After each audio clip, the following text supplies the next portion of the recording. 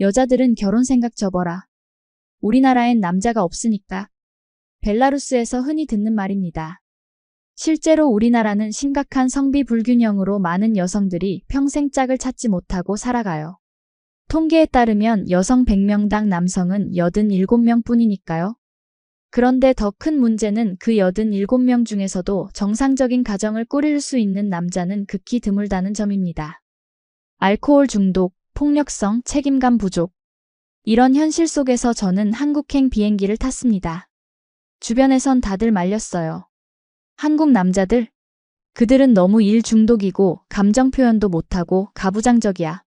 그런 편견을 안고 시작한 제 한국 생활이 어떻게 180도 바뀌게 되었을까요?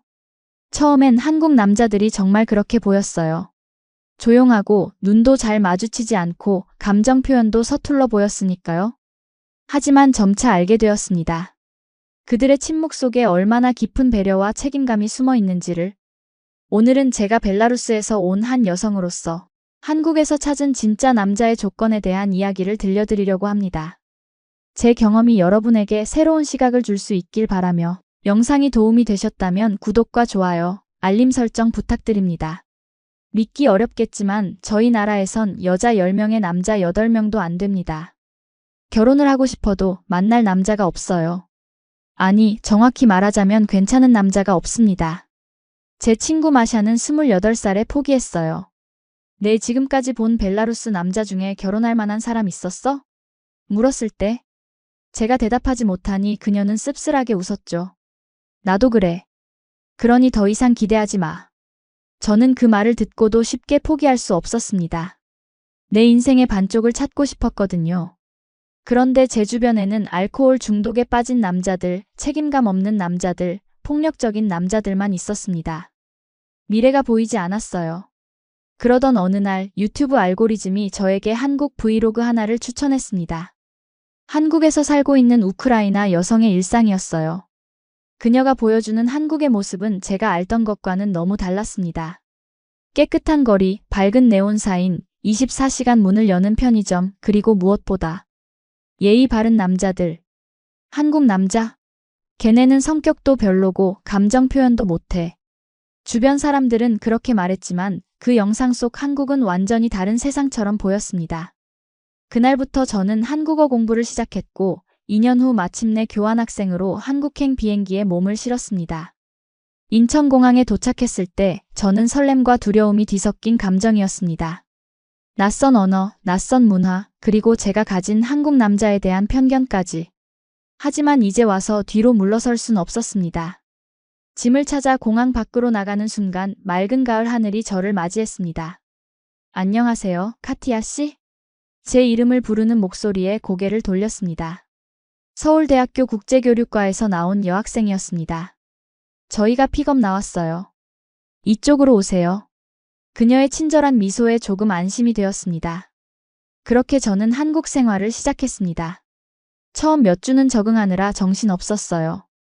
음식은 너무 맵고 언어는 어렵고 사람들은 바빠 보였습니다. 특히 한국 남학생들은 제가 말을 걸어도 눈도 잘 마주치지 않고 대화를 이어가기 어려웠어요. 역시 그들은 내성적이고 표현을 못하는구나라고 생각했습니다. 그러던 어느 날 한국어 수업에서 조별 과제가 나왔습니다. 교수님이 조를 짜주셨는데 저는 한국 학생 3명과 한 조가 되었습니다. 그중 한 명이 지훈이었습니다. 처음 봤을 때 그는 조용하고 수줍어 보였습니다. 말수도 적고 눈도 잘 마주치지 않았어요. 전형적인 한국 남자구나 싶었습니다. 하지만 과제를 준비하면서 제가 얼마나 편견에 사로잡혀 있었는지 깨닫게 되었습니다. 지우는 말이 적을 뿐 제가 한국어로 의사소통하기 어려울 때마다 끝까지 인내심을 갖고 들어주었습니다. 제가 실수해도 웃으며 괜찮아요, 잘하고 있어요 라고 말해주었죠. 그리고 놀랍게도 그는 제 의견을 항상 존중해 주었습니다. 어느 날 저녁 도서관에서 늦게까지 과제를 하다가 배가 고프다고 했더니 지훈이 조용히 말했습니다. 학교 근처에 맛있는 김치찌개 집이 있어요. 한번 가볼래요? 그것이 우리의 첫 번째 식사였습니다. 그리고 그 식사가 제 인생을 바꾸어 놓을 줄은 그때는 몰랐습니다. 김치찌개 집은 작고 아담했습니다. 빨간색 테이블보와 나무 의자, 그리고 가게 주인의 친절한 미소까지. 처음으로 진짜 한국의 일상을 느끼는 순간이었습니다. 지우는 자연스럽게 메뉴판을 설명해 주었습니다. 보통 한국에서는 음식을 함께 나눠 먹는 경우가 많아요. 김치찌개 하나 시키고 반찬은 원하는 대로 리필할 수 있어요. 제가 놀란 표정을 지었을 때 그는 미소를 지었습니다. 익숙하지 않으신가요? 벨라루스에서는 각자 자기 음식을 먹어요. 음식을 나눠 먹는 문화는 없거든요. 아, 그렇군요. 불편하시면 각자 시킬 수도 있어요. 아니에요. 새로운 경험이니까 한국식으로 해볼게요. 그렇게 우리는 김치찌개 하나를 나눠 먹었습니다. 처음에는 너무 매웠지만 지훈이 알려준 대로 밥과 함께 먹으니 정말 맛있었습니다. 식사를 마치고 계산할 때 제가 당연히 각자 낼 거라고 생각했는데 지훈이 모두 계산하려 했습니다. 아니에요. 제가 내야죠. 괜찮아요. 한국에서는 먼저 제안한 사람이 내는 경우가 많아요. 벨라루스에서도 보통 남자가 계산하긴 해요. 하지만 그건 데이트일 때고 우린 그냥 같이 공부하는 사이잖아요. 잠시 어색한 침묵이 흘렀습니다. 지훈의 얼굴이 살짝 붉어졌어요. 그냥 환영 인사로 생각해 주세요. 결국 그날은 지훈이 계산했고 다음에는 제가 한다는 약속을 했습니다. 그렇게 우리의 두 번째 만남이 예약된 셈이었죠. 다음 주 학교 근처 카페에서 다시 만났습니다. 이번에는 제가 계산하려고 했는데 지훈이 어색한 표정으로 주머니에서 카드를 꺼냈습니다. 카티아 씨, 한국에서는 여자가 계산하는 경우가 많지 않아요. 하지만 약속했잖아요. 공정해야 하지 않나요? 네, 맞아요. 그냥 한국 문화에 대해 알려드리고 싶었어요. 그 순간 저는 조금 화가 났습니다. 여자라고 무시하는 건가? 싶었거든요. 벨라루스에서는 여성의 독립성이 매우 중요하니까요. 결국 그날은 제가 계산했지만 기분이 썩 좋지 않았습니다. 며칠 후 지훈에게 문자를 보냈습니다. 한국에서는 남자와 여자의 역할이 어떻게 되나요? 여자는 항상 남자에게 의존해야 하나요? 긴 시간 후에 답장이 왔습니다. 예전에는 그런 면이 있었지만 요즘은 많이 바뀌었어요. 다만 아직도 전통적인 가치관이 남아있는 부분도 있죠. 하지만 저는 개인적으로 남녀가 동등하다고 생각해요. 제가 뭐 불편한 말을 했나요? 저는 솔직하게 제 생각을 말했습니다. 계산할 때 여자라서 안 된다는 느낌이 들어서 불편했어요. 오해가 있었네요. 제 의도는 그게 아니었어요. 그냥 한국의 문화적 관습을 말씀드리고 싶었던 거예요. 카티아 씨의 독립성을 존중해요. 다음부터는 더 조심할게요. 그의 진심 어린 사과에 제 마음이 조금 누그러졌습니다. 하지만 여전히 한국 문화와 남자들에 대한 의문은 남아있었습니다. 다음 날 한국어 수업 후 같은 조의 한국 여학생 소희에게 물었습니다. 한국 남자들은 정말 여자를 존중해? 소희는 잠시 생각하더니 대답했습니다. 사람마다 다르지. 하지만 요즘 젊은 남자들은 많이 변했어. 특히 지우는 정말 좋은 사람이야. 너무 예민하게 생각하지 마. 그럼 데이트 비용은 어떻게 해? 항상 남자가 내. 처음에는 주로 남자가 내는 경우가 많지만 관계가 진행되면 더치페이 하는 경우도 많아. 요즘은 경제적으로 서로 부담 없는 관계를 선호하는 추세야. 소희의 말을 듣고 제 생각이 조금 바뀌었습니다. 어쩌면 제가 너무 단편적으로 판단했을지도 모르겠다는 생각이 들었습니다. 그날 저녁 기숙사로 돌아가는 길에 갑자기 폭우가 쏟아졌습니다. 우산도 없이 버스 정류장에서 발만 동동 구르고 있는데 누군가 다가왔습니다. 카티아 씨? 지훈이었습니다. 그의 손에는 2개의 우산이 들려 있었어요. 우산 없으신 것 같아서. 혹시나 해서 가져왔어요. 어떻게 알았어요? 그냥. 날씨 예보 보고 혹시나 해서요. 기숙사까지 데려다 드릴게요. 그 순간 저는 지훈을 새롭게 보기 시작했습니다. 말은 적지만 누군가를 배려하는 마음은 누구보다 깊은 사람이었습니다.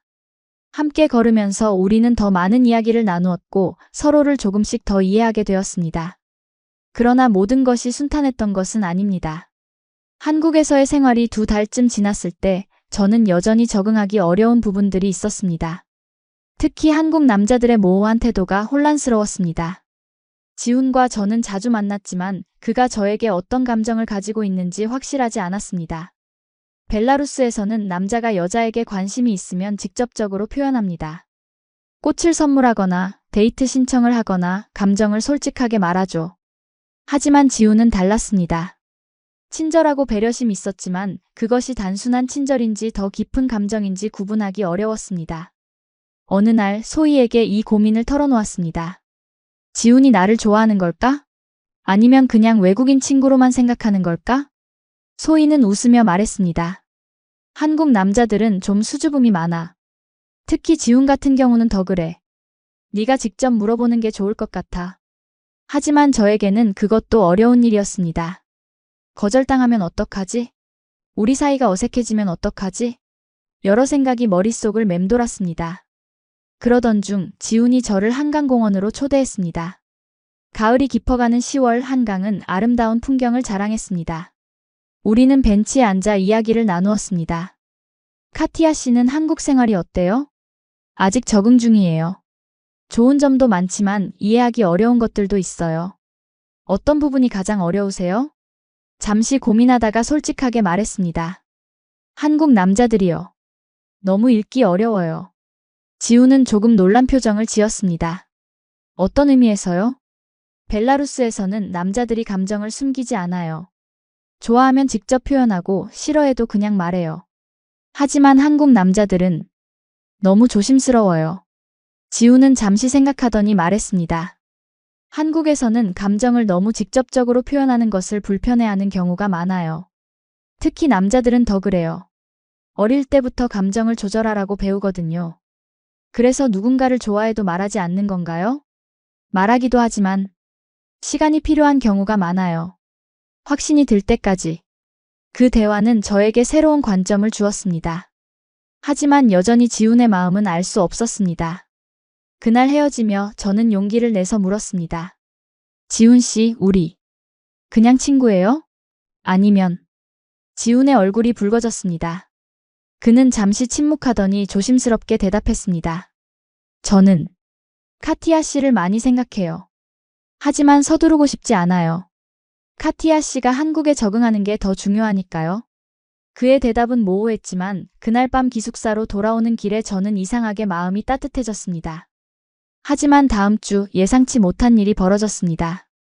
학교 국제교류 행사에서 벨라루스에 대해 발표하게 되었는데 한 남학생이 제게 직접적인 질문을 했습니다. 벨라루스 여자들은 한국 남자들을 어떻게 생각해요? 데이트하고 싶어요? 그 질문은 너무 갑작스러워서 당황했습니다. 발표장에 있던 사람들이 모두 저를 쳐다보는 것 같았습니다. 그 중에 지훈도 있었고요. 순간적으로 제가 대답했습니다. 벨라루스 여성들은 감정을 솔직하게 표현하는 남자를 좋아해요. 한국 남자들은 너무 수동적이고 자신의 감정을 표현하지 못하는 것 같아요. 말을 마치자마자 후회했습니다. 지훈의 표정이 굳어지는 것을 보았거든요. 발표가 끝나고 그를 찾았지만 이미 자리를 떠난 후였습니다. 문자를 보냈지만 답장이 없었습니다. 다음 날 수업에서도 그는 제게 말을 걸지 않았습니다. 뭔가 잘못됐다는 것을 알았지만 어떻게 해야 할지 몰랐습니다.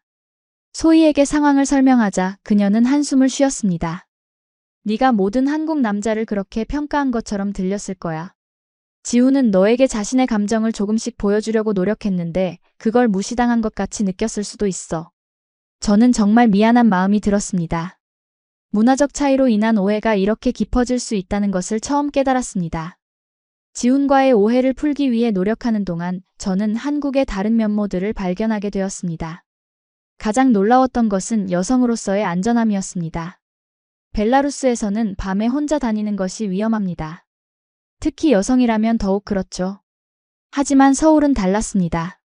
늦은 밤에도 거리는 밝았고 사람들이 다녔으며 경찰들의 순찰도 자주 볼 수 있었습니다. 한 번은 새벽 1시에 도서관에서 공부를 마치고 기숙사로 돌아가는 길이었습니다. 벨라루스였다면 절대 혼자 걷지 않았을 시간이죠. 하지만 서울에서는 이상하게도 두렵지 않았습니다. 길을 걷다 보니 앞에 남자 2명이 걸어가고 있었습니다. 순간 긴장했지만 그들은 제게 전혀 관심을 보이지 않았습니다. 오히려 그들이 저와 거리를 두려고 노력하는 것처럼 보였습니다. 또 다른 날 지하철에서 실수로 가방을 놓고 내렸습니다. 안에는 노트북과 지갑이 있었는데 30분 후 영무원실에 찾아갔더니 누군가 제 가방을 맡겨놓은 것이었습니다. 아무것도 잃어버리지 않았습니다. 벨라루스에서는 상상할 수 없는 일이었습니다. 이런 경험들이 쌓이면서 저는 한국에 대한 인식이 바뀌기 시작했습니다. 특히 한국 사회의 시스템과 질서가 인상적이었습니다. 버스는 정확한 시간에 도착했고 음식점은 깨끗했으며 공공장소는 잘 관리되었습니다. 어느 날 홍대에서 쇼핑을 하다가 길을 잃었습니다. 영어로 길을 물었더니 한 고등학생으로 보이는 남학생이 자신의 목적지를 포기하고 저를 목적지까지 데려다 주겠다고 했습니다. 처음에는 의심스러웠지만 그 학생은 정말 순수하게 도움을 주려는 것이었습니다. 한국 사람들은 왜 이렇게 친절해요? 제가 물었습니다. 그냥 당연한 거 아닌가요? 외국인이 우리나라에서 어려움을 겪고 있으면 도와줘야죠. 이런 경험들은 제게 큰 감동을 주었습니다.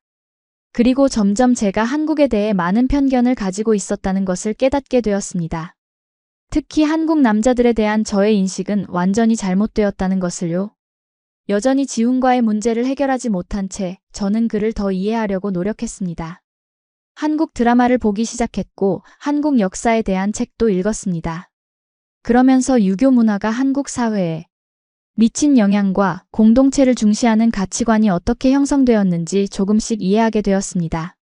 소희와 점심을 먹으면서 제가 물었습니다. 지훈에게 어떻게 사과해야 할까? 진심을 보여주는 게 중요해. 한국 남자들은 말보다 행동을 더 중요하게 생각하거든. 어떤 행동? 네가 정말로 한국 문화를 이해하려고 노력하고 있다는 것을 보여줘. 그리고 그를 기다리고 있다는 것도. 소희의 조언을 따라 저는 지훈에게 짧은 메시지를 보냈습니다. 정말 미안해요. 내가 잘못 말했어요. 이야기할 수 있을까요? 며칠 후 그가 답장을 보냈습니다. 내일 도서관 앞에서 만날까요? 4시에. 간단한 메시지였지만 제 마음은 기쁨으로 가득 찼습니다. 다음 날 저는 긴장된 마음으로 도서관 앞에서 지훈을 기다렸습니다. 그가 나타났을 때 저는 너무 기뻐서 달려가 그를 안을 뻔했습니다. 하지만 한국에서는 그런 행동이 어색할 수 있다는 것을 알고 있었기에 참았습니다. 기다렸어요? 지훈이 물었습니다. 아니요, 방금 왔어요. 시간 내줘서 고마워요. 우리는 캠퍼스 주변을 걸으며 이야기했습니다. 처음에는 어색했지만 점점 편안해졌습니다. 정말 미안해요, 지훈 씨. 내가 한국 남자들에 대해 너무 일반화해서 말했어요. 특히 지훈 씨는 정말 배려심 많고 좋은 사람인데. 지훈은 잠시 생각하더니 말했습니다. 사실 처음에는 많이 속상했어요. 내가 카티아 씨에게 최선을 다하고 있다고 생각했는데 그게 전혀 전해지지 않은 것 같아서요. 내 잘못이에요. 문화적 차이를 이해하지 못했어요. 벨라루스에서는 감정 표현이 더 직접적이라서 지훈 씨의 배려를 알아차리지 못했어요. 지훈은 미소를 지었습니다. 저도 반성해요. 제가 더 분명하게 표현할 수 있었는데 너무 조심스러웠던 것 같아요. 왜 그렇게 조심스러웠어요? 카티아 씨가 불편해할까 봐요. 외국인이고 한국 문화에 적응하는 중이고 제가 너무 다가가면 부담스러울 것 같았어요. 그 말에 제 마음이 따뜻해졌습니다. 지훈은 정말 제 상황을 생각하고 있었던 거예요. 제가 낯선 환경에 적응하는 것을 배려해주고 있었던 겁니다. 그런 마음이었구나. 제가 작은 목소리로 말했습니다. 우리는 한강공원 벤치에 앉았습니다. 가을 햇살이 강물에 반짝이는 모습이 아름다웠습니다. 사실 카티아 씨를 처음 봤을 때부터 관심이 있었어요. 지훈이 조용히 말했습니다. 하지만 외국인 여성들은 한국 남자에게 관심이 없다고 들었거든요. 그건 또 어디서 들은 거예요? 제가 놀라서 물었습니다. 인터넷이나 주변 이야기. 외국 여성들은 한국 남자를 너무 소극적이고 로맨틱하지 않다고 생각한다고요. 저는 웃음이 나왔습니다. 그건 편견이에요. 벨라루스 여자들도 다 달라요. 나도 처음에는 한국 남자들에 대한 편견이 있었지만 지훈 씨를 알게 되면서 많이 바뀌었어요. 지훈의 얼굴에 미소가 번졌습니다. 정말요? 네, 정말이에요. 지훈 씨는 말은 적지만 행동으로 많은 것을 보여줘요. 그리고 그 행동들이 정말 따뜻하고 배려심 있어요. 카티아 씨도 정말 특별해요. 용기 있고 솔직하고 한국에 와서 모든 것을 새롭게 배우려고 노력하는 모습이 멋있어요. 그렇게 우리는 서로에 대한 진심을 조금씩 나누기 시작했습니다. 그날 저녁 지우는 저를 기숙사까지 데려다 주었습니다. 내일도 만날 수 있을까요? 헤어지기 전 지훈이 물었습니다. 물론이죠. 내일 어디서 만날까요? 경복궁에 가보실래요? 한국의 역사와 문화를 보여드리고 싶어요. 좋아요. 정말 기대돼요. 다음 날 지우는 약속 시간보다 30분 일찍 도착해 있었습니다.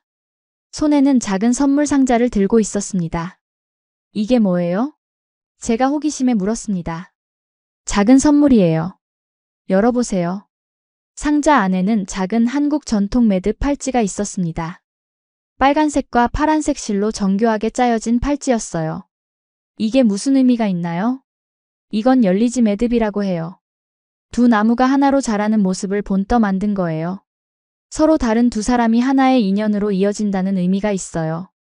저는 감동해서 말을 잇지 못했습니다. 지우는 계속해서 설명했습니다. 한국에서는 말로 표현하는 것보다 이렇게 작은 행동으로 마음을 전하는 경우가 많아요. 너무 직접적으로 표현하면 오히려 부담스러울 수 있다고 생각해서. 정말 아름다워요. 도와주실래요? 저는 팔을 내밀었고 지우는 조심스럽게 제 손목에 팔찌를 묶어주었습니다. 경복궁을 돌아다니면서 지우는 한국의 역사와 문화에 대해 열정적으로 설명해 주었습니다. 저는 그의 이야기에 푹 빠져 시간 가는 줄 몰랐습니다. 그날 하루가 제 인생에서 가장 특별한 날 중 하나로 기억됩니다.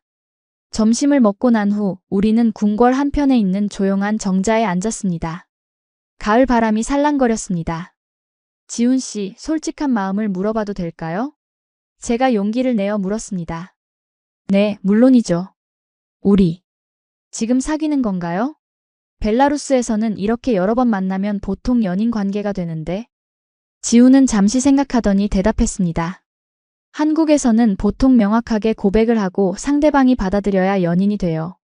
하지만 제 마음은 이미 카티아 씨에게 있어요. 그럼 지금 고백하는 거예요? 지훈의 얼굴이 붉어졌습니다. 네. 카티아 씨가 받아주신다면 저는 정말 기쁠 것 같아요. 그 순간 저는 벨라루스에서는 상상할 수도 없었던 행복을 느꼈습니다. 어쩌면 이것이 제가 한국에 온 진짜 이유일지도 모른다는 생각이 들었습니다. 지훈과 연인 관계가 되고 난 후 우리는 더 많은 시간을 함께 보냈습니다. 하지만 문화적 차이로 인한 작은 충돌들이 여전히 있었습니다. 어느 날 지훈의 친구들과 함께 식사를 하게 되었습니다. 저는 벨라루스식으로 화려하게 차려입고 선물도 준비해 갔습니다. 하지만 모임에서 저는 몇 가지 문화적 차이를 느꼈습니다. 첫째, 한국에서는 연인이라도 친구들 앞에서 스킨십을 거의 하지 않았습니다. 벨라루스에서는 연인끼리 자연스럽게 손을 잡거나 안기도 하는데 지훈은 공공장소에서 그런 행동을 꺼렸습니다. 둘째, 대화 방식이 달랐습니다. 저는 직접적으로 제 의견을 말하는 편이었는데 지훈의 친구들은 종종 놀란 표정을 지었습니다. 특히 정치나 사회 문제에 대한 제 솔직한 의견이 불편해 보이는 눈치였죠. 모임이 끝나고 지훈에게 물었습니다. 내가 뭔가 잘못했어? 아니요, 그런 건 아니에요. 그냥 한국에서는 처음 만나는 사람들과는 조금 더 조심스럽게 이야기하는 편이에요. 특히 민감한 주제는 더 그래요. 그리고 왜 내 손을 안 잡아줬어? 내가 손을 내밀었는데. 지훈은 조금 당황한 표정을 지었습니다. 미안해요. 한국에서는 친구들 앞에서 그런 행동을 잘 안 해서. 습관적으로 그랬어요. 저는 조금 실망했지만 이해하려고 노력했습니다. 우리나라에서는 사랑하는 사람이라면 어디서든 표현해요. 숨기지 않아요. 다음부터는 더 신경 쓸게요. 카티아 씨의 문화도 존중하고 싶어요. 그 대화 이후 지훈은 조금씩 변하기 시작했습니다. 공공장소에서도 자연스럽게 제 손을 잡아주었고 친구들 앞에서도 저를 배려하는 모습을 보여주었습니다. 그의 노력이 정말 고마웠습니다. 또 다른 문화적 충돌은 가족 관계에서 일어났습니다. 어느 날 지훈이 갑자기 약속을 취소했습니다. 오늘 저녁에 부모님이 갑자기 오신대요. 죄송해요. 다음에 보죠. 저는 이해가 되지 않았습니다. 그럼 나를 부모님께 소개시켜주면 되잖아요? 왜 취소해요? 지훈은 당황한 목소리로 대답했습니다. 아직은 조금 이른 것 같아요. 한국에서는 부모님께 여자친구를 소개하는 건 정말 중요한 단계거든요. 결혼을 생각하는 사이라는 의미가 있어요. 우리 사이가 그렇게 진지하지 않다는 거예요? 저는 조금 상처를 받았습니다. 아니요, 그런 뜻이 아니에요. 정말 카티아 씨를 생각해요. 그냥 한국에서는 단계가 있어요. 서로 더 잘 알아가는 시간이 필요하다고 생각해요. 저는 그의 설명을 이해하려고 노력했지만 여전히 기분이 좋지 않았습니다. 벨라루스에서는 사귀기 시작하면 곧바로 가족에게 소개하는 것이 자연스러웠거든요. 며칠 후 소희와 이야기를 나누면서 이 문제에 대해 물었습니다. 한국에서 정말 부모님께 여자친구 소개하는 게 그렇게 큰일이야? 소희는 고개를 끄덕였습니다. 응, 특히 첫 연애하는 남자애들은 더 그래. 부모님 기대가 크거든. 지훈이 널 정말 좋아하니까 더 조심하는 걸 수도 있어. 근데 나는 좀 소외된 느낌이야. 마치 숨겨진 연인 같달까? 그건 아닐 거야. 한국 남자들은 책임감이 강해서 그래. 한번 부모님께 소개하면 결혼까지 생각해야 한다는 압박이 있거든. 조금만 기다려봐. 소희의 말을 듣고 생각해보니 지훈의 입장도 이해가 되었습니다. 하지만 여전히 마음 한구석이 불편했습니다. 그날 저녁 지훈에게 솔직하게 제 마음을 털어놓았습니다. 나는 네가 나를 진지하게 생각하는지 확신이 없어. 내 인생의 중요한 부분에서 나를 배제하는 것 같아. 지훈은 진지한 표정으로 제 손을 잡았습니다. 절대 그런 게 아니에요. 오히려 너무 소중하기 때문에 모든 걸 완벽하게 하고 싶은 거예요. 부모님도 카티아 씨를 좋아하실 거라 확신해요. 그냥 조금만 더 시간을 주세요. 그의 진심 어린 말에 제 마음이 조금 누그러졌습니다. 문화적 차이를 이해하고 존중하는 것이 얼마나 중요한지 다시 한번 깨달았습니다. 연애 관계 속에서 한국을 경험하면서 저는 더 많은 것들을 발견하게 되었습니다. 지훈은 제게 한국의 다양한 모습을 보여주었습니다. 주말마다 우리는 서울의 여러 곳을 탐험했습니다. 고궁에서 현대적인 쇼핑몰까지, 한적한 시골 마을에서 활기찬 번화가까지. 그 과정에서 저는 한국의 다양성과 역동성에 매료되었습니다. 특히 인상적이었던 것은 한국의 기술력이었습니다. 지하철은 깨끗하고 정확했으며 스마트폰 결제 시스템은 편리했고 인터넷은 믿을 수 없을 만큼 빨랐습니다. 벨라루스에서는 상상할 수 없는 편리함이었습니다. 한국이 어떻게 이렇게 빨리 발전할 수 있었어요? 어느 날 남산타워에서 서울 전경을 바라보며 물었습니다. 지훈은 잠시 생각하더니 대답했습니다. 전쟁 후에 아무것도 없었어요. 하지만 모든 사람들이 더 나은 미래를 위해 함께 노력했죠. 교육을 중시하고 끊임없이 혁신하려고 했어요. 그게 한국의 힘이라고 생각해요. 그의 말에서 자부심을 느낄 수 있었습니다. 그리고 저도 점점 한국에 대한 애정이 생기기 시작했습니다. 어느 날 지훈의 제안으로 부산으로 당일치기 여행을 갔습니다. KTX를 타고 불과 2시간 30분 만에 서울에서 부산까지 이동했습니다. 그 속도와 편안함에 놀랐습니다. 벨라루스에서는 이런 거리면 최소 6시간은 걸릴 거예요. 게다가 기차도 이렇게 편안하지 않고요. 부산에서 우리는 해운대 해변을 걷고 자갈치 시장에서 신선한 해산물을 먹었습니다. 시장 상인들은 저를 보고 호기심 어린 눈으로 쳐다보다가 금방 친절하게 대해주었습니다. 외국인이세요? 어느 나라에서 오셨어요? 한 할머니가 물었습니다.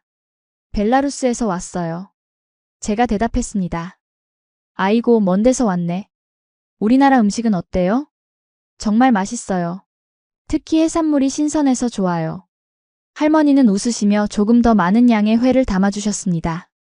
서비스예요. 한국 남자친구랑 잘 지내요. 그 작은 친절에 제 마음이 따뜻해졌습니다. 한국인들의 정을 직접 느낄 수 있었습니다. 부산에서 서울로 돌아오는 기차 안에서 저는 지훈에게 물었습니다. 한국에서 외국인으로 살아가는 것이 어떨 것 같아요? 지훈은 진지하게 생각하더니 대답했습니다. 쉽지는 않을 거예요. 언어 장벽도 있고 문화적 차이도 있고. 하지만 요즘은 많이 나아지고 있어요. 외국인들을 위한 지원 서비스도 많이 생기고 사람들의 인식도 변하고 있어요. 나는 한국에 더 오래 있고 싶어요. 제가 작은 목소리로 말했습니다. 지훈은 놀란 표정을 지었습니다. 정말요? 교환학생 기간이 끝나도요? 네. 한국이 좋아졌어요. 안전하고 편리하고 사람들도 친절하고. 그리고 지훈 씨도 있고요. 지훈의 얼굴에 미소가 번졌습니다. 그럼 학업을 계속할 방법을 찾아볼까요? 서울대 대학원에 지원하는 것도 좋을 것 같아요. 그렇게 우리는 제가 한국에 더 오래 머물 수 있는 방법에 대해 이야기하기 시작했습니다. 그 대화는 우리의 미래에 대한 첫 번째 진지한 논의였습니다. 교환학생 기간이 3개월 정도 남았을 때 지훈이 중요한 제안을 했습니다. 이번 주말에 부모님을 만나보실래요? 저는 놀라서 그를 바라보았습니다. 정말요? 준비됐어요? 네, 많이 생각해봤어요. 카티아 씨는 제게 정말 소중한 사람이고 부모님께도 소개하고 싶어요. 그 말에 제 마음이 기쁨으로 가득 찼습니다. 한국에서 부모님께 연인을 소개하는 것이 얼마나 중요한 의미인지 알고 있었기 때문에 더욱 특별하게 느껴졌습니다. 뭘 준비해야 해요? 선물은 뭐가 좋을까요? 저는 긴장되어 물었습니다. 너무 걱정하지 마세요. 그냥 편안하게 오시면 돼요. 선물은 간단한 과일 세트 정도면 충분해요. 주말이 되어 저는 정성스럽게 차려입고 지훈의 부모님 댁으로 향했습니다. 손에는 과일 선물 세트와 함께 벨라루스에서 가져온 전통 자수 손수건도 준비했습니다. 지훈의 집은 서울 북부의 조용한 아파트였습니다. 문을 열자 지훈의 어머니가 따뜻한 미소로 맞이해 주셨습니다. 어서 오세요. 카티아 씨지요? 지훈이 많이 이야기했어요. 긴장된 마음으로 인사를 드렸습니다. 안녕하세요. 만나서 반갑습니다. 작은 선물 준비했어요. 어머니는 기뻐하시며 선물을 받으셨습니다. 특히 벨라루스 자수 손수건을 보시고는 감탄하셨습니다. 정말 아름다워요. 이걸 직접 수놓은 거예요? 네, 우리나라에서는 여자아이들이 어릴 때부터 자수를 배워요. 그 말에 어머니의 눈빛이 더욱 따뜻해지는 것을 느꼈습니다. 지훈의 아버지는 조금 더 엄격해 보이셨지만 친절하게 대해주셨습니다. 식사 시간 내내 저에 대해 여러 질문을 하셨습니다. 제 가족, 학업, 미래 계획 등에 대해서요. 한국에서의 생활은 어때요? 아버지가 물으셨습니다. 정말 좋아요. 안전하고 편리하고. 처음에는 문화적 차이로 어려움도 있었지만 지훈 씨 덕분에 많이 적응했어요. 아버지는 고개를 끄덕이셨습니다. 우리나라가 완벽하진 않지만 외국인들도 편안하게 지낼 수 있는 나라가 되었으면 해요. 식사 후 지훈의 어머니가 제게 가족 사진첩을 보여주셨습니다. 어린 시절 지훈의 모습이 정말 귀여웠습니다. 특히 웃는 모습은 지금과 똑같았어요. 지훈이가 어릴 때부터 책임감 있고 착한 아이였어요. 어머니가 자랑스럽게 말씀하셨습니다. 제가 지훈을 바라보자 그는 쑥스러운 듯 웃었습니다. 그날 저녁 지훈의 부모님 댁에서 나오면서 마음이 따뜻해졌습니다. 가족의 따뜻함은 어느 나라에서나 비슷하다는 생각이 들었습니다. 부모님이 정말 좋으신 것 같아요. 제가 말했습니다. 저도 놀랐어요. 아버지가 보통 조용하신데 오늘은 많은 이야기를 하셨어요. 카티아 씨를 정말 마음에 들어 하시는 것 같아요. 며칠 후 지훈이 기쁜 소식을 전해주었습니다. 부모님이 저를 매우 좋게 생각하셨고 다음에는 함께 주말 여행을 가자고 제안하셨다고 합니다. 정말요? 그런 제안을 하신다는 건 나를 가족으로 생각하신다는 뜻인가요? 지훈은 부끄러운 듯 고개를 끄덕였습니다. 아버지가 그러셨어요. 그 아가씨는 진심이 느껴진다. 네가 행복하다면 우리도 기쁘다고요. 그 말을 듣고 저는 벨라루스에 있는 제 어머니께 전화를 걸었습니다. 한국에서의 생활, 지훈과의 관계, 그리고 그의 가족을 만난 이야기를 들려드렸습니다. 어머니는 처음에 걱정하셨습니다. 그렇게 먼 나라에서 정착할 생각을 하는 거니? 쉽지 않을 텐데. 어머니, 한국은 정말 좋은 나라예요. 여자가 살기에도 안전하고 편리해요. 그리고 지훈은 정말 좋은 사람이에요. 그 사람이 너를 진심으로 사랑한다면 나도 응원할게. 하지만 신중하게 생각하렴. 문화적 차이를 극복하는 건 쉽지 않을 거야. 어머니의 걱정은 이해할 수 있었습니다. 벨라루스에서 한국은 정말 멀리 있는 나라니까요. 하지만 저는 이미 제 마음을 알고 있었습니다. 한국에서 지훈과 함께 미래를 꿈꾸고 싶었습니다. 교환학생 기간이 거의 끝나갈 무렵 저는 큰 결정을 내려야 했습니다. 한국의 남아대학원에 지원할지 아니면 벨라루스로 돌아갈지. 지훈과 저는 이 문제로 많은 대화를 나누었습니다. 지훈 씨가 원하는 건 뭐예요? 어느 날 저녁 한강공원에서 걸으며 물었습니다. 저는 카티아 씨가 한국에 남았으면 좋겠어요.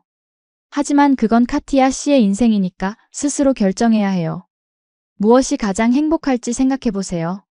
그의 배려심 있는 대답이 고마웠지만 한편으로는 더 적극적인 표현을 원했습니다. 나와 함께 있어줘라는 말을 듣고 싶었습니다.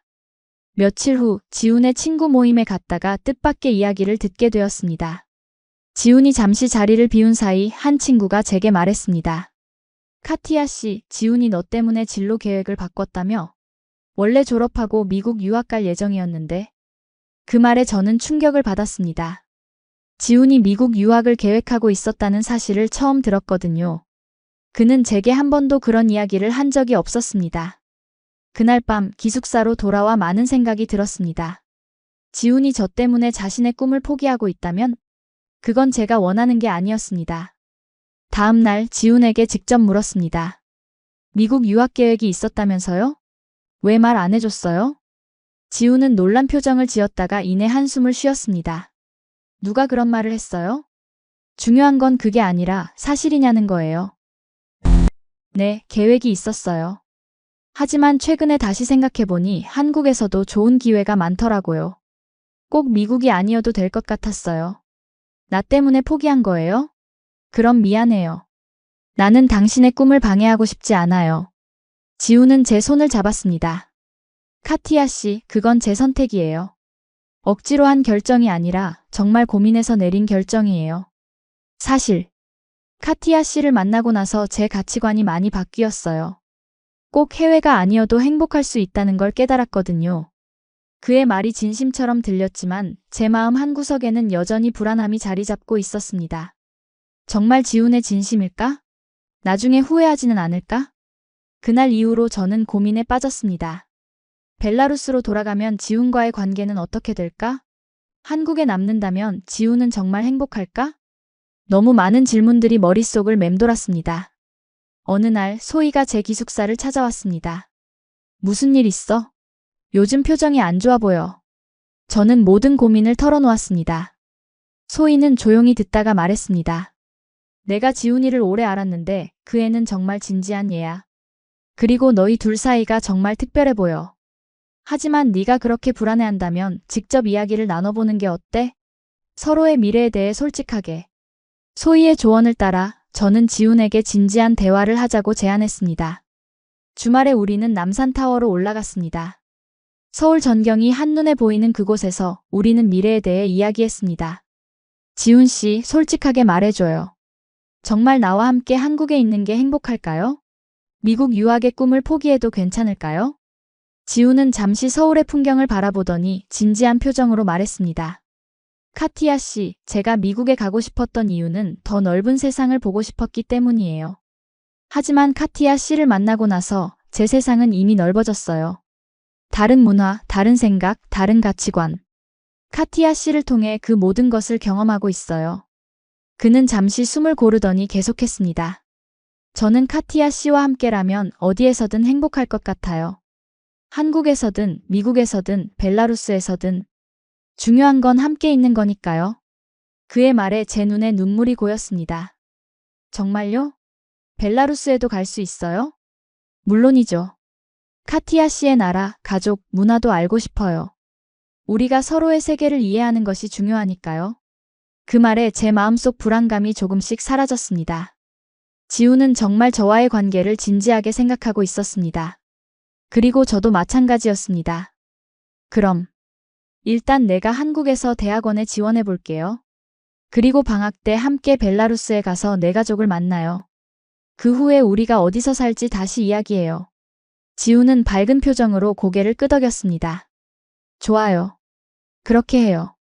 그날 저녁 우리는 서로의 미래에 대한 확신을 갖게 되었습니다. 문화적 차이, 언어 장벽, 지리적 거리. 그 모든 것들은 우리가 함께라면 극복할 수 있을 것 같았습니다. 교환학생 기간이 끝나기 전 저는 서울대학교 대학원에 지원서를 제출했습니다. 국제학생 장학금도 신청했고 한국어 능력 시험도 준비했습니다. 지훈은 모든 과정에서 제 옆에서 도와주었습니다. 마침내 기다리던 합격 통지서가 왔습니다. 그날은 제 인생에서 가장 행복한 날 중 하나였습니다. 장학금까지 받게 되어 경제적 부담 없이 공부를 계속할 수 있게 되었습니다. 벨라루스로 잠시 돌아가 가족을 만나고 비자 문제를 해결해야 했습니다. 지훈과 헤어지기 전날 밤 우리는 한강변에서 마지막 데이트를 했습니다. 2달 동안 못 보는 거예요. 너무 길게 느껴질 것 같아요. 제가 말했습니다. 기다릴게요. 그리고 8월에 저도 벨라루스에 갈 거예요. 카티아 씨 부모님을 뵙고 싶어요. 그 말에 제 마음이 따뜻해졌습니다. 지훈은 정말 모든 면에서 배려심이 깊었습니다. 벨라루스에 가면 보여주고 싶은 곳이 너무 많아요. 우리 고향의 아름다운 숲, 호수. 그리고 우리 집에서 만든 전통 음식도 먹어봐야 해요. 정말 기대돼요. 카티아 씨의 세계를 경험하고 싶어요.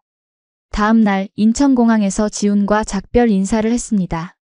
슬펐지만 곧 다시 만날 것이라는 사실에 위안을 삼았습니다. 벨라루스에 도착하니 모든 것이 낯설게 느껴졌습니다. 전에는 당연하게 여겼던 것들이 이제는 새롭게 보였습니다. 특히 밤에 거리를 걸을 때 한국의 안전함이 그리웠습니다. 어머니는 제가 한국에서 많이 변했다고 하셨습니다. 더 자신감 있고 행복해 보인다고요. 지훈의 사진을 보여드리자 어머니는 따뜻한 미소를 지으셨습니다. 그 아이의 눈에서 진심이 보이는구나. 그리고 네가 정말 행복해 보여, 딸아. 2달 후 지훈이 벨라루스에 왔습니다. 그는 우리 문화에 적응하기 위해 노력했고 몇 마디 러시아어도 배워왔습니다. 어머니는 처음에는 조금 어색해하셨지만 지훈의 진심 어린 태도에 곧 마음을 여셨습니다. 특히 지훈이 준비해온 한국 전통차와 어머니를 위한 스카프 선물에 어머니는 감동하셨습니다. 한국 남자. 정말 세심하고 배려심이 많구나. 어머니가 저에게 속삭이셨습니다. 벨라루스에서 보낸 2주 동안 지훈은 제 고향의 아름다움과 문화의 깊은 인상을 받았습니다. 그리고 저는 그를 통해 제 나라를 새롭게 보게 되었습니다. 마지막 날 우리는 민스크 근처의 호숫가에 앉아 있었습니다. 석양이 호수 위로 붉게 물들고 있었습니다. 벨라루스도 정말 아름다운 나라예요. 지훈이 말했습니다. 하지만 카티아 씨가 있어서 더 아름답게 느껴지는 것 같아요. 그 말에 제 마음이 벅차올랐습니다. 이 사람과 함께라면 어디에서든 행복할 수 있을 것 같았습니다. 지훈 씨, 고마워요. 내 세계를 이해하려고 노력해줘서. 서로의 세계를 이해하는 것, 그게 진정한 사랑 아닐까요? 8월 말 우리는 함께 한국으로 돌아왔습니다. 제 대학원 생활이 시작되었고 지훈은 취업 준비를 시작했습니다. 힘든 시간도 있었지만 우리는 서로에게 의지하며 어려움을 극복해 나갔습니다. 1년 후 지훈이 대기업에 취업하게 되었고 저는 대학원에서 좋은 성적을 유지하며 한국어 실력도 크게 향상되었습니다. 우리의 관계는 더욱 깊어졌고 미래에 대한 계획도 구체적으로 세우기 시작했습니다. 어느 날 지훈이 한강공원으로 저를 초대했습니다. 우리가 처음 진지한 대화를 나눴던 그 벤치였습니다. 가을 바람이 살랑거리는 저녁, 지훈은 무릎을 꿇고 작은 상자를 꺼냈습니다. 카티야, 당신은 제 인생을 완전히 바꿔놓았어요. 서로 다른 문화, 다른 언어, 다른 배경에도 불구하고 우리는 서로를 이해하고 사랑할 수 있었어요. 그 여정이 항상 쉽지는 않았지만 당신과 함께라면 어떤 어려움도 이겨낼 수 있을 것 같아요. 제 아내가 되어주실래요? 눈물이 흘러내렸습니다. 한국에 온 지 2년, 그 시간 동안 저는 완전히 다른 사람이 되었습니다. 더 강해지고, 더 이해심이 깊어지고, 더 행복해졌습니다. 그리고 그 모든 변화의 중심에는 지훈이 있었습니다. 네, 정말 그러고 싶어요. 우리의 약혼 소식은 양가 가족 모두에게 기쁨을 안겨주었습니다. 결혼식은 한국과 벨라루스의 전통을 모두 담아 준비하기로 했습니다. 서로의 문화를 존중하고 조화롭게 융합하는 것, 그것이 우리 관계의 본질이었으니까요. 지금 저는 한국에서 새로운 삶을 살고 있습니다. 때로는 고향이 그립고 문화적 차이로 어려움을 겪기도 합니다. 하지만 매일 아침 일어날 때마다 제가 내린 선택에 감사함을 느낍니다. 벨라루스에서는 상상도 못했던 안전함, 편리함, 그리고 무엇보다 진정한 사랑을 한국에서 찾았으니까요. 그리고 이제 저는 다른 외국 여성들에게도 제 경험을 나누고 싶습니다. 한국은 결코 완벽한 나라가 아니지만 여성이 존중받고 안전하게 살 수 있는 곳입니다. 제 친구들도 하나둘씩 한국에 관심을 갖기 시작했습니다. 그 남자 소개 좀 해줘. 나도 한국 가볼까? 이제 벨라루스에서 한국은 더 이상 먼 나라가 아닙니다. 지훈과 제가 함께한 시간은 사람과 사람 사이, 문화와 문화 사이를 잇는 다리가 되었습니다. 그리고 그 다리 위에서 수많은 사람들이 새로운 인생을 시작하려 하고 있습니다. 결혼식 날 서울의 한 정원에서 우리는 한국과 벨라루스의 전통을 모두 담은 특별한 예식을 올렸습니다. 저는 한복과 벨라루스 전통 드레스를 준비했고 양국의 의식을 조화롭게 섞었습니다. 지훈의 부모님은 벨라루스 전통 음식을 맛보시며 놀라워하셨고 제 어머니는 처음 접하는 한국 문화에 감동하셨습니다. 카티야, 네가 이렇게 행복한 모습을 볼 수 있어서 정말 기뻐. 어머니가 결혼식 후 제 손을 잡고 말씀하셨습니다. 처음에는 너무 먼 나라라 걱정했는데 이제 이해가 돼. 한국은 정말 특별한 나라구나.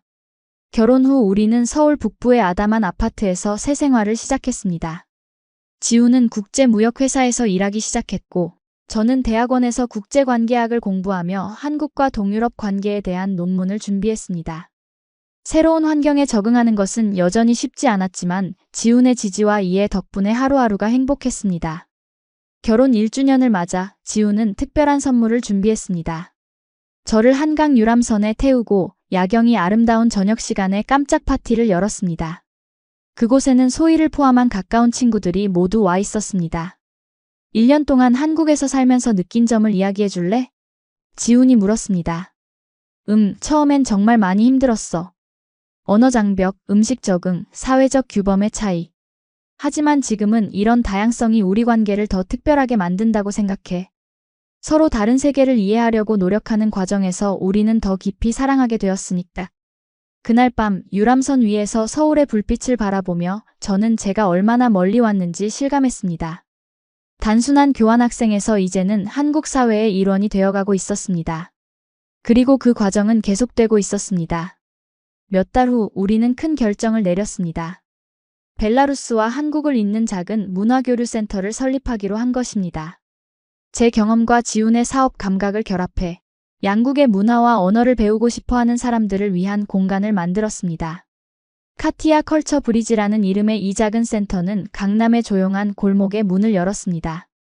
처음에는 한국인들에게 벨라루스 문화와 러시아어를 가르치는 소규모 클래스로 시작했지만 점차 인기를 얻으며 벨라루스 사람들에게 한국 문화를 소개하는 프로그램도 추가했습니다. 센터를 운영하면서 저는 놀라운 사실을 발견했습니다. 많은 한국 여성들이 벨라루스를 포함한 동유럽에 관심을 갖고 있다는 것입니다. 그들은 제게 물었습니다. 벨라루스 남자들은 어떤가요? 한국 남자들과 많이 다른가요? 이런 질문을 받을 때마다 저는 미소를 지으며 대답했습니다. 모든 남자들은 다 달라요. 국적보다 중요한 건 그 사람의 인격이에요. 저는 한국에서 세상에서 가장 배려심 깊은 남자를 만났지만 다른 누군가는 벨라루스에서 자신의 운명을 찾을 수도 있어요. 센터가 성장하면서 우리는 양국 대학생들의 교환 프로그램도 시작했습니다. 한국 학생들이 벨라루스로, 벨라루스 학생들이 한국으로 오는 기회를 제공했습니다. 그 중에는 저처럼 인생이 바뀌는 경험을 하는 학생들도 있었습니다. 어느 날 한 벨라루스 여학생이 센터를 찾아왔습니다. 그녀는 한국에서 교환학생으로 지내며 한국 남자친구를 사귀게 되었는데 문화적 차이로 갈등을 겪고 있었습니다. 한국 남자친구가 제 앞에서는 다정한데 친구들 앞에서는 전혀 달라요. 마치 저를 부끄러워하는 것 같아요. 저는 그녀에게 제 경험을 나누었습니다. 한국에서는 공개적인 애정 표현이 서구에 비해 조금 다르게 여겨져요. 그렇다고 그가 당신을 덜 사랑하는 건 아니에요. 오히려 진지하게 생각하기 때문에 더 조심스러울 수 있어요. 그녀는 고개를 끄덕였습니다. 그런 문화적 차이를 어떻게 극복하셨어요? 솔직한 대화예요. 서로의 문화와 기대를 이해하려고 노력하고 타협점을 찾아가는 거죠. 지훈은 제가 더 직접적인 표현을 원한다는 걸 알게 되었고, 저는 한국 사회에서의 그의 위치를 이해하게 되었어요. 우리는 서로의 문화에서 최선의 것을 배우려고 노력했죠. 이렇게 센터는 단순한 언어 교육 장소를 넘어 문화 간 이해와 연결의 공간이 되었습니다. 많은 국제 커플들이 우리의 경험을 듣기 위해 찾아왔고 저는 그들에게 조언과 격려를 아끼지 않았습니다. 그러던 중 기쁜 소식이 있었습니다. 저는 임신을 하게 되었고 우리의 가족은 새로운 단계로 접어들게 되었습니다. 임신 소식을 들은 지훈의 부모님은 매주 저희 집을 방문하셔서 한국 전통 방식의 산전 관리를 도와주셨습니다. 임신했을 때는 매운 음식을 피하고 미역국을 자주 먹어야 해. 시어머니께서 정성스럽게 준비해 오신 음식을 건네시며 말씀하셨습니다. 벨라루스에서는 임신한 여성에게 신음식을 권하는 전통이 있어서 시어머니의 조언은 저에게 새롭게 느껴졌습니다. 하지만 그 속에 담긴 사랑과 배려는 어느 문화에서나 똑같다는 것을 알 수 있었습니다. 임신 6개월 차에 저는 큰 결심을 했습니다. 출산 후에도 센터 운영을 계속하기 위해 온라인 강의 시스템을 구축하기로 한 것입니다. 지훈은 제 결정을 전적으로 지지해 주었고 IT 전문가 친구들의 도움을 받아 플랫폼을 만들어 나갔습니다. 한국 여성들은 보통 출산 후 경력을 포기하는 경우가 많아요. 병원 정기검진 중에 만난 한 산모가 말했습니다. 당신은 계속 일할 계획이라니 대단해요. 사실 제 남편이 큰 힘이 돼요. 그는 제 일을 존중하고 가사와 육아도 함께 할 거라고 약속했거든요. 그녀는 놀란 표정을 지었습니다. 정말 운이 좋으시네요. 한국 남자 중에서도 그런 생각을 가진 사람은 많지 않아요. 모든 사람은 다르고 모든 관계도 다르죠. 중요한 건 서로의 가치관을 존중하고 함께 성장하는 거예요. 그렇게 저는 출산을 앞두고도 센터 운영과 온라인 시스템 구축을 위해 열심히 일했습니다. 그리고 마침내 우리의 아들 민석이 태어났습니다. 그의 이름은 한국과 벨라루스의 의미를 모두 담고 있었습니다. 한국어로는 민첩하고 현명하다는 뜻이었고 벨라루스어로 발음하면 평화와 비슷한 울림을 가졌습니다. 민석이가 태어난 후 지훈은 2달간의 육아휴직을 신청했습니다. 한국에서 남성이 육아휴직을 쓰는 것이 아직 보편적이지 않다는 것을 알고 있었기에 그의 결정에 감동했습니다. 회사에서 이상하게 보지 않아? 제가 물었습니다. 처음에는 좀 그랬지만 요즘은 인식이 많이 바뀌고 있어요. 게다가 우리 팀장님도 자녀가 있으셔서 이해해 주셨어요. 그렇게 우리는 함께 육아의 기쁨과 어려움을 경험했습니다. 밤중에 울음소리에 번갈아 일어나고 함께 기저귀를 갈고 함께 아이에게 젖병을 물리는 과정에서 우리의 사랑은 더욱 깊어졌습니다. 민석이가 100일이 되던 날 양가 부모님을 모시고 특별한 행사를 열었습니다. 한국의 100일 잔치와 벨라루스의 축복 의식을 결합한 독특한 행사였습니다. 지훈의 부모님은 벨라루스 전통 의상을 입으셨고 제 어머니는 한복을 입으셨습니다. 그 모습이 너무 아름다웠고 두 문화가 이렇게 아름답게 어우러질 수 있다는 사실이 자랑스러웠습니다. 카티야, 우리 손자가 자라면 두 나라 언어를 모두 가르쳐야 해요. 시어머니께서 말씀하셨습니다. 물론이죠. 러시아어와 한국어 모두 민석이의 정체성의 일부가 될 거예요. 그날 저녁 모든 손님들이 돌아가고 민석이가 잠든 후 지훈과 저는 발코니에 나와 서울의 밤하늘을 바라보았습니다. 지훈 씨, 가끔 우리 이야기가 꿈만 같아요. 벨라루스에서 희망 없이 지내던 제가 이렇게 행복한 가정을 꾸리게 될 줄 몰랐어요. 지훈은 제 어깨를 감싸 안으며 말했습니다.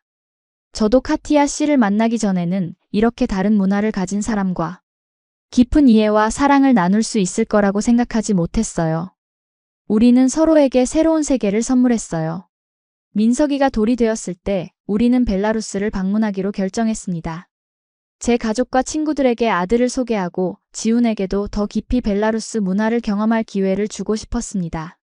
민스크에 도착했을 때 공항에는 제 가족뿐만 아니라 옛 친구들도 나와 있었습니다. 그들은 민석이를 보자 환호성을 질렀고 지훈에게도 따뜻한 환영을 보냈습니다. 와, 내 아들은 정말 한국과 벨라루스의 완벽한 조화네. 제 친구 마샤가 민석이의 볼을 살짝 꼬집으며 말했습니다. 벨라루스에서의 한 달은 정말 특별했습니다. 지훈은 제 고향의 아름다운 자연과 문화를 더 깊이 이해하게 되었고 저는 오랜만에 모국어를 마음껏 사용하며 향수를 달랠 수 있었습니다. 민석이도 할머니와 이모들의 사랑을 듬뿍 받으며 행복한 시간을 보냈습니다. 그러나 한 달이 지나고 다시 한국으로 돌아갈 시간이 되자 이전과는 다른 감정이 들었습니다. 벨라루스를 떠나는 것이 슬펐지만 동시에 한국으로 돌아간다는 생각에 설렜습니다. 어느새 한국도 제 집이 되어 있었습니다. 비행기 안에서 민석이를 안고 있는데 지훈이 물었습니다. 벨라루스가 그리울 것 같아요? 물론이죠. 하지만 이제 저에겐 두 개의 고향이 있어요. 벨라루스와 한국. 그리고 가장 중요한 건 우리 가족이 함께 있다는 거예요. 한국은 제게 많은 것을 가르쳐 주었습니다. 질서와 배려, 책임감과 근면함, 그리고 무엇보다 진정한 사랑의 의미를요. 이제 저는 그 가르침을 다른 이들과 나누고 싶습니다. 지금 이 순간에도 세계 각국에서 온 많은 여성들이 한국에서 새로운 삶을 시작하고 있습니다. 그들 중 일부는 문화적 차이로 어려움을 겪을 것입니다. 하지만 그 과정에서 자신만의 이야기를 만들어가게 될 것입니다. 저의 이야기가 그들에게 작은 위로와 용기가 되길 바랍니다. 그리고 모든 시청자 여러분께도 말씀드리고 싶습니다. 다름을 두려워하지 마세요. 그 안에서 새로운 세계를 발견할 수 있을 테니까요. 제 이야기가 마음에 드셨다면 구독과 좋아요, 그리고 알림 설정 부탁드립니다. 여러분의 응원이 저에게 큰 힘이 됩니다. 다음에 또 다른 감동적인 이야기로 찾아뵙겠습니다. 여러분의 소중한 댓글도 기다리고 있을게요. 오늘도 행복한 하루 되세요.